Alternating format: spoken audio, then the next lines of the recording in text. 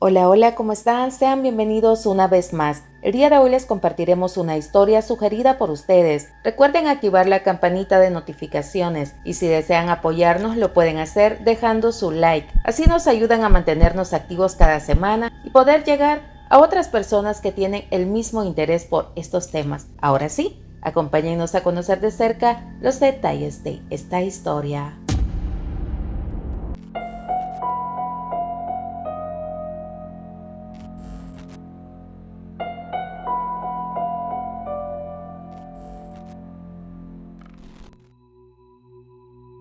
No existe edad o género. Un gran número de niñas, niños, mujeres, así como hombres, han sido víctimas de violación en todos los países del mundo, por lo que El Salvador no es la excepción.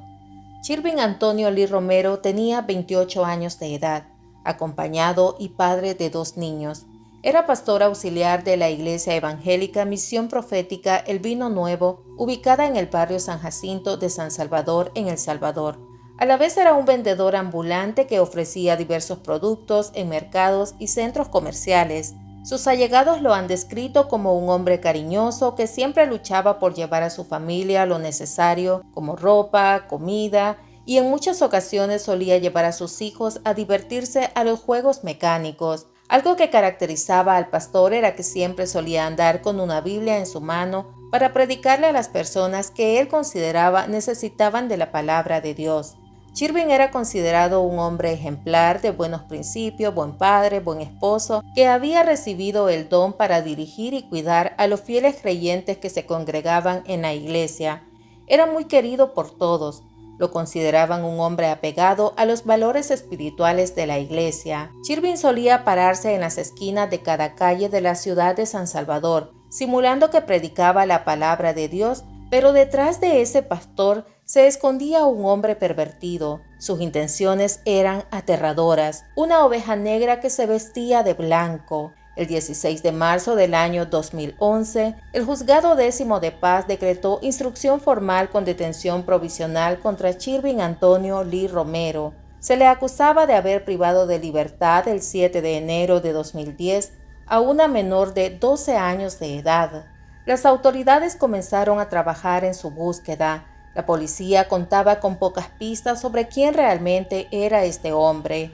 A medida las investigaciones avanzaban, descubrieron de quién se trataba, y el 4 de noviembre de 2010, mientras el pastor caminaba sobre la avenida España en el centro de San Salvador, fue detenido por la policía y presentado al juzgado que había ordenado su captura. Luego fue enviado al penal de Mariona a la espera de la audiencia preliminar. El pastor llevaba una triple vida: su familia, la iglesia y el deseo carnal. A Chirvin lo señalaban como el sospechoso de haber agredido sexualmente a 15 niñas y 2 niños. Sin embargo, el Ministerio Público solo pudo reunir pruebas que lo incriminaban en 6 de los casos, ocurridos entre septiembre de 2009 y julio de 2010. Todos estos hechos ocurrieron en diferentes puntos de la capital San Salvador. Chirvin se detenía en las esquinas de las calles simulando que predicaba. Desde allí, observaba si en los alrededores habían niñas o niños y se aseguraba que no estuvieran acompañados de un adulto. Incluso llegó con esta misma práctica hasta los centros comerciales, donde hay un gran flujo de personas, pero a él esto no le importaba. Le tomaba poco tiempo marcar a quiénes serían sus víctimas. La primera acusación contra el imputado ocurrió en un negocio de comida a la orilla del mercado central de San Salvador, cuando a eso de las 9 de la mañana del 7 de enero del 2010, la madre de la víctima la mandó a comprar a una pupusería que está ubicada a unos 7 puestos de distancia. Habían transcurrido 20 minutos, cuando la madre de la menor consideró que su hija se había demorado, por lo que decidió salir a buscarla. Le informaron que no había llegado y mucho menos la habían visto por ese sector. La madre acudió a la Policía Nacional Civil para reportar la desaparición de su hija, pero era necesario esperar el tiempo establecido para tomar la denuncia. Sin embargo, ese mismo día, a las 3 de la tarde, la niña llegó al puesto de su madre, temblorosa y muy asustada. El juez pudo escuchar el testimonio de la víctima, quien dijo que mientras iba a comprar unas pupusas, el sujeto se cruzó en su camino.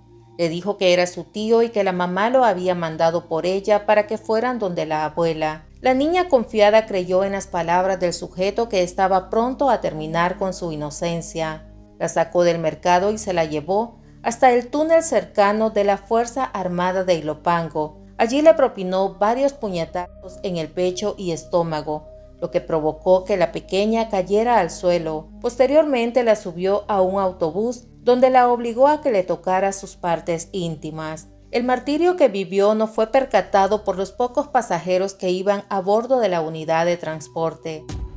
La pequeña lo describió como un hombre achinado y con un gran tatuaje de iguana en la espalda y un sol en el ombligo.